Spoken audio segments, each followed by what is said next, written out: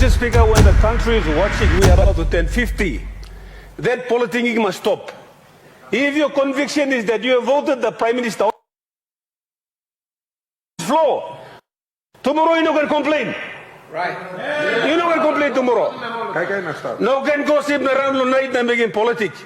Suppose you give him support belong Prime Minister, stand with it on this floor. Fix the problems. Now your country looking, you may go vote in Prime Minister, yeah? You may go vote in Prime Minister. So we must support the Prime Minister all the way, Mr. Speaker. This like passing the political night meeting, the sun meeting, must stop. You may call him country and you may call him yet. You may call him country and you may call him yet, Mr. Speaker. So now that we've seen the majority of our members on this floor,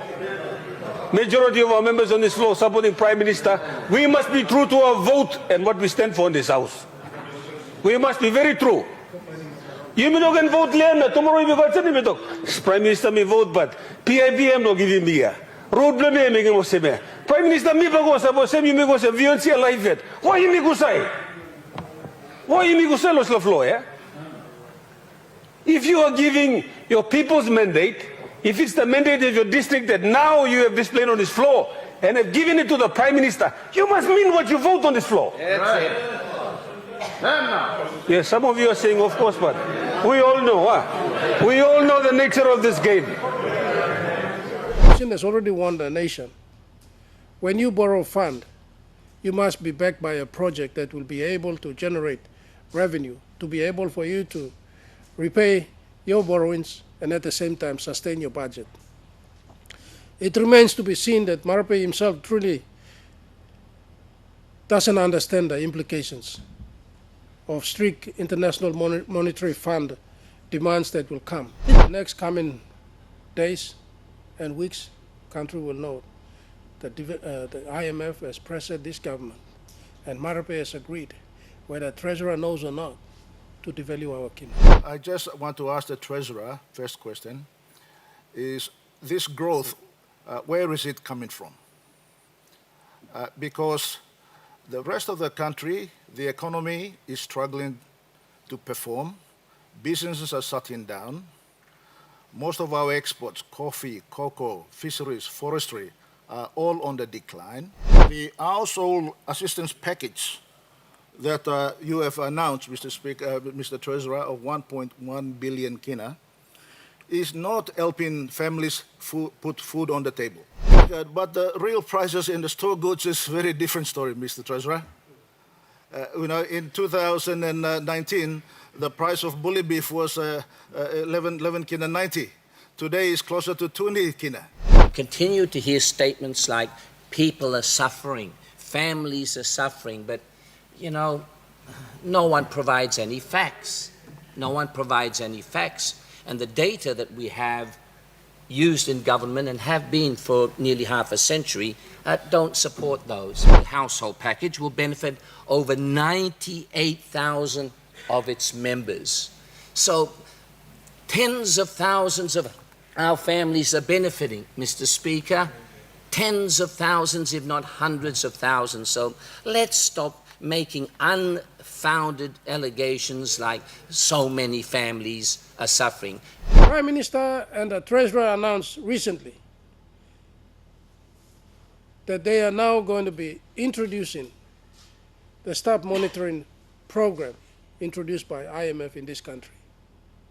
By facilitating the loan of these billions of kina, the IMF is going to impose a dictatorial foreign controls on the government and undermine the sovereignty of our nation. I believe this government is very immature. It's not prepared to run this country. Treasurer and his Prime Minister should come out and tell the people of this country that we have serious financial problems. We are almost headed for bankruptcy. The economy is not performing today. It's not performing because why? Cost of living has gone up due to inflation and, of course, government's overspending, which is creating this environment where the prices of goods are going up. Devaluation of Kina is the other reason why prices of goods are continuously going up. So our wages for all the workers in the country has not been reviewed since for the 5 years. So the real wages that our people are earning every fortnight is still the same. But the prices of goods have gone down. So now when you go down to the shops, you will find that you can't afford to buy the same things that you used to buy 5 years ago. After minimum wage board meeting and the increase that we did to 3.50 per hour for the minimum labor pay was done in 2016. 2016. Now it's 9 years since that last board meeting, and last 5 years, I've mentioned it about 3 or 4 times on the floor of Parliament. When is government going to establish a minimum wages board and convene a meeting so that we can review?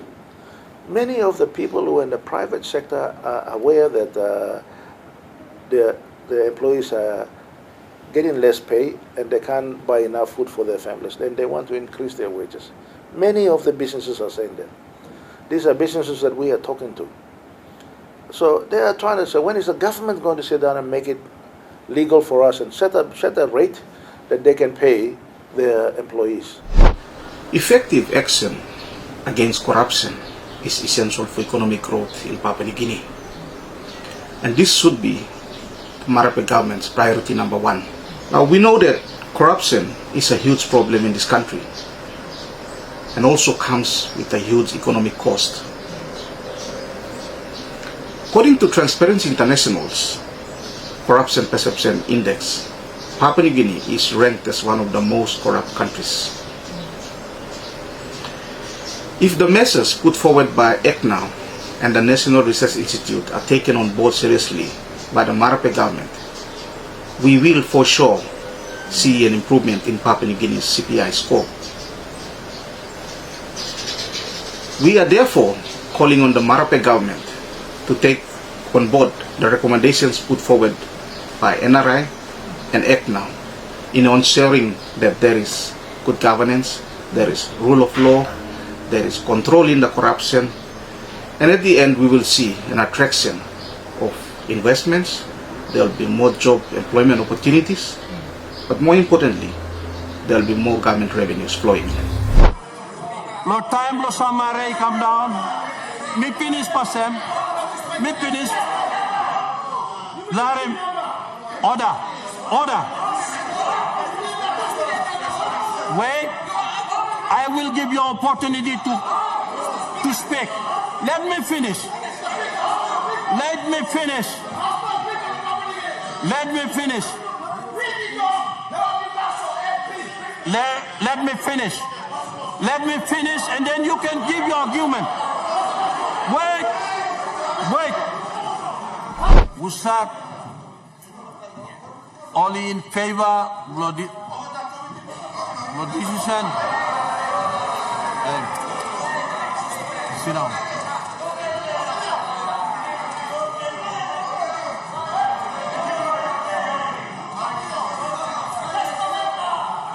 Opposition leader.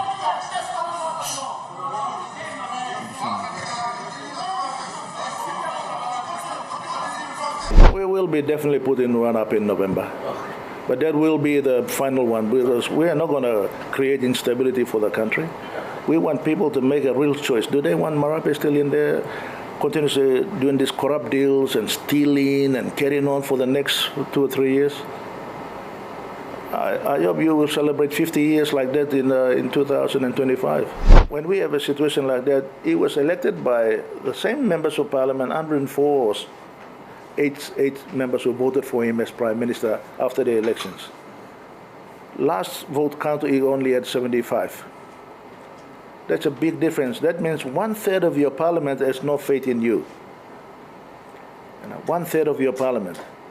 So obviously, there are more disgruntled members who are unhappy, rightfully so.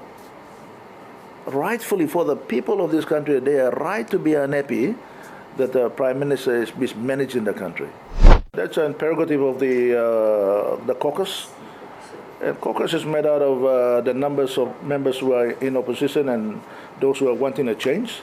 So that'll be determined at the right time. I want to also indicate on the issue on you had a question on section 145. Constitution provides for this. We did as amendment. It's also notice and trying to pass a law where you attempt a vote of no confidence, and grace period applies both ways, whether to the success motion or the defeated motion. And so that at the moment, the political instability permeates the air. I saw someone posting that round 1 is up and round 2 is in November 26. It doesn't do well for the country. He may see it as a fun for himself, but at the end of the day, he comes to crawling for money, asking money for his district. Where do you grow the money? You need to grow when the stability is there and the government is at work to secure investment. So we, all in all, this coalition looking at how we could strengthen, without compromising our accountability by the executive government, how do we strengthen the process so that it's not a busybody approach where someone just do it in every parliament, because we live under the live VONC period up until August 2026. So technically, in November, right through next year and into the first half of 2026, the opposition can mount VONC. Having said this too, AG is currently asking the Supreme Court, if we were quite with evil intent, we could have stopped the current VONC process by the court process we had. AG has mounted a Section 19 Supreme Court reference to ask Supreme Court to give their view in the Section 62 invitation to form government. Simply put, is it an event for the formation of government, or is it a 5-year event, so to speak? A 5-year invitation, so to speak. So different plays happening, but look, being in government is not a private mandate to James Marape. I'm just a custodian of the interest of this coalition here. And this coalition anchors, and as we speak at the moment, there's all confidence. Come November, come next year, this coalition wants to get on the business of doing work. They're fed up of this nonsense. They're all equally qualified to be prime ministers. We have few in our ranks, very, very senior, but they profit their own interests so that they really be on one face, one voice. And as I said today, it's a good example for you, witness firsthand. Instead of running off celebrating with wines and toasts, we came expect to work. Last 2 hours we were at work, deep conversations. Even at the expense of lunch, our own personal lunch, we stayed right through, discussing work. So we care less in November, we care less next year. We'll still be at work. They could mount another VONC, it's up to them. But on the concept of giving stability through law, this body of leaders will look into what is best so that there's an element of stability and predictability and a merit and ground for contest instead of a busybody contest every now and then.